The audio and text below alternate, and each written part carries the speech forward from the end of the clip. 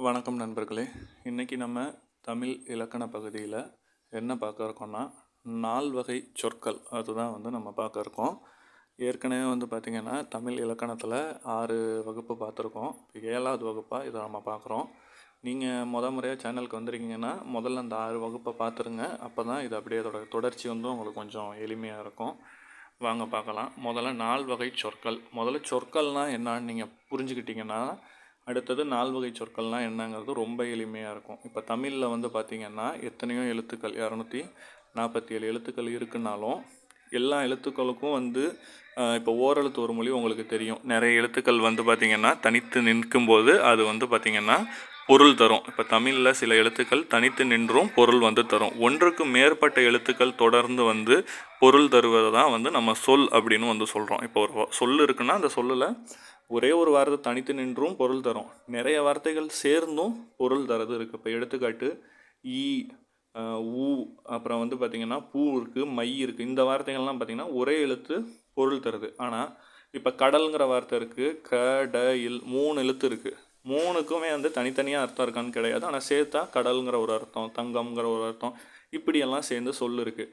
இந்த சொல்லை இலக்கண அடிப்படையில் எப்படி இந்த சொற்களை பிரிக்கிறாங்க அப்படின்னு பார்த்திங்கன்னா 4ஆக பிரிக்கிறாங்க. ஒன்று பார்த்திங்கன்னா பெயர் சொல், இன்னொன்று வினைச்சொல், அப்புறம் 3ஆவதாக இடைச்சொல், இறுதியாக உரிச்சொல்லுன்னு 4 சொல்லாக தமிழில் இருக்கக்கூடிய சொற்களை பிரிக்கிறாங்க. இந்த 4 ரொம்ப முக்கியம். ஒன்று பெயர் சொல், 2வது வினைச்சொல், 3வது இடைச்சொல், இறுதியாக இருக்கிறது உரிச்சொல். இப்போ முதல்ல பெயர் சொல்னால் என்னன்னு பார்ப்போம். பெயர் சொல்னால் என்னென்னா ஒன்றன் பெயரை குறிக்கும் சொல் பெயர் சொல். நேரடியாக அதில் வேறு எந்த அர்த்தமும் இருக்காது. ஒருத்தோட அதோட பெயரே அதுதான் பெயர் சொல். உதாரணத்துக்கு பாரதின்னு இருக்குன்னா அவருடைய பெயரே பாரதி தான். பள்ளிக்கூடம், பள்ளிங்கிறதும் அந்த இடத்துக்கான பெயர். காலைங்கிறது அந்த பொழுதுக்கான பெயர். கண்ணுங்கிறது அந்த உறுப்புக்கான பெயர். அடுத்தது பார்த்திங்கன்னா நன்மைங்கிறது அந்த செயலுக்கான பெயர். ஓடுதல் அப்படிங்கிறது அந்த தொழிலுக்கான பெயர்னு. பெயர் சொல்லுங்கிறது நேரடியாக ஒன்றன் பெயரையே குறிச்சிரும்.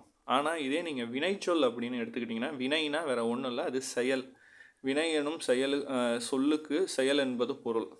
சரிங்களா? அப்போ வினை அப்படின்னா இதை தான் நம்ம சொல்லுவோம் நல்வினை தீவினைங்கிறோம். நல்ல செயல் தீய செயல்னு சொல்கிறோம். வினை என்னும் சொல்லுக்கு பொருள் செயல். செயலை குறிக்கும் சொல் தான் வினைச்சொல். உதாரணத்துக்கு வா, வந்துக்கிட்டு இருக்காரு ஒருத்தர் அப்படின்னு சொல்கிறோம். அதுக்கு வினைச்சொல்னா வாங்கிறது. போய்கிட்டு இருக்காரு அதுக்கு போ. எழுதிக்கிட்டு இருக்காப்புலன்னா எழுது. விளையாண்டுட்டு இருக்காங்கன்னா விளையாடுன்னு. அவங்க செய்யக்கூடிய அந்த வேலை, அந்த செயலை மட்டும் சொல்கிறது பார்த்திங்கன்னா வினைச்சொல். ஆனால் அவருடைய பெயரை சொன்னால் அது பெயர் சொல். இப்போ பாரதி விளையாண்டுக்கிட்டு இருக்காப்புல, இதில் பாரதிங்கிறது பெயர் சொல், அவர் விளையாட்டுங்கிறது வினைச்சொல். சரிங்களா? பள்ளிக்கூடம் போகிறேன்னு சொல்கிறோம்னா பள்ளிங்கிறது பெயர் சொல், ஆனால் போ அப்படிங்கிறது வினைச்சொல். அடுத்தது இடைச்சொல். இடைச்சொல்ங்கிறது என்னென்னா பெயர் சொல்லையும் வினைச்சொல்லையும் சார்ந்து வரும் சொல்லே இடைச்சொல். இது ரெண்டுக்கும் இடையில் இருக்கிறது. இது தனித்து இதுக்கு இயங்காதுன்னு தெளிவாக கொடுத்துட்டாங்க. உதாரணத்துக்கு இப்போ பெயர் சொல் தனித்து இயங்கும். பாரதிங்கிறது ஒரு தனி வார்த்தை. வினைச்சொல்லும் தனித்து இயங்கும். வாங்கிறது ஒரு வினைச்சொல். ஆனால் இந்த இடைச்சொல்லுக்கு எடுத்துக்காட்டு பாருங்கள். ஊம், மற்று, ஐயிங்லாம் இருக்குது.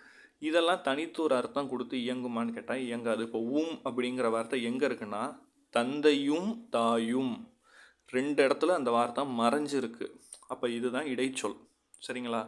மற்று அப்படின்னா மற்றொருவர், அந்த ஒருவர் தான், இன்னொருத்தர்னு சொல்லாமல் மற்ற ஒருவர், அந்த மற்ற இதில் ஒளிஞ்சிருக்கு. ஐங்கிற வார்த்தை திருக்குறளை, திருக்குறள் தனியான ஒரு பெயர் சொல், அதில் அந்த ஐ இடைச்சொல்லாக சேர்ந்துருக்கு. சரிங்களா? அடுத்தது உரிச்சொல். உரிச்சொல்லுங்கிறது மிகைப்படுத்தி கூறுறது தான். இது நமக்கே தெரியும். பெயர் சொல்லையும் பெயர் சொல் வினைச்சொல் ஆகியவற்றின் தன்மையை மிகுதிப்படுத்தி கூறுறது. அது சாதாரணமாக இருக்கிறத விட அதை பெருசாக சொல்கிறது தான். இப்போ நகரம் அப்படிங்கிறது ஒரு பெயர் சொல், அது நமக்கு தெரியும். இப்போ அதில் மாங்கிற வார்த்தை, மாங்கிறது ஒரு உரிச்சொல். மாநகரம்னா பெரிய நகரம் அப்படின்னு பெருசுப்படுத்தி சொல்கிறது. சிறந்தது அது பார்த்திங்கன்னா ஒரு பெயர் சொல்லாக இருக்குது. சால சிறந்தது, அது என்ன சால சிறந்ததுன்னா ரொம்ப நல்லது, சிறந்ததே நல்லது, அது ரொம்ப நல்லது, உரிச்சொல். இப்படி தான் இது மிகைப்படுத்தி கூறும். அப்போ 4 வகை சொற்கள்லாம் என்னென்ன? பெயர் சொல், வினைச்சொல், இடைச்சொல் உரிச்சொல். பெயரை குறிக்கும் சொல் பெயர்ச்சொல், செயலை குறிக்கும் சொல் வினைச்சொல். ரெண்டையும் சார்ந்து வருவது, பெயர் சொல்லையும் வினைச்சொல்லையும் சார்ந்து வருவது இடைச்சொல். மிகுதிப்படுத்தி பெயர் சொல்லையும் வினைச்சொல்லையும் மிகுதிப்படுத்தி கூறுவது உரிச்சொல். சரிங்களா? இதுதான் 4 வகை சொற்கள். இந்த வீடியோ உங்களுக்கு நான் யூஸ்ஃபுல்லாக இருக்கும்னு நான் நம்புகிறேன். அடுத்தடுத்த வீடியோஸில் அடுத்தடுத்த இலக்கண டாபிக்ஸ் வந்து அடுத்தடுத்த வகுப்பில் பார்ப்போம். தொடர்ந்து பாருங்கள், சப்போர்ட் பண்ணுங்கள். நன்றி, வணக்கம்.